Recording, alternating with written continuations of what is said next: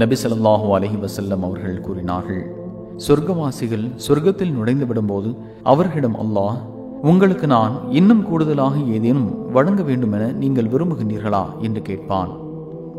அதற்கு அவர்கள், இறைவா, நீ எங்கள் முகங்களை வெண்மையாக்கவில்லையா? எங்களை நரகத்திலிருந்து காப்பாற்றி சொர்க்கத்திற்குள் பிரவேசிக்க செய்யவில்லையா?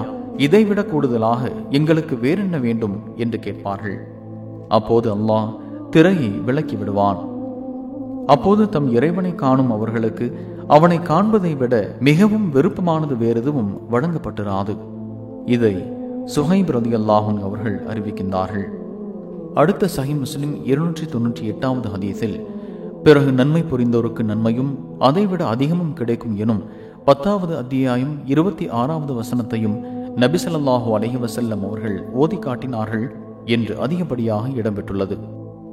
சஹீஹ் முஸ்லிம் 297.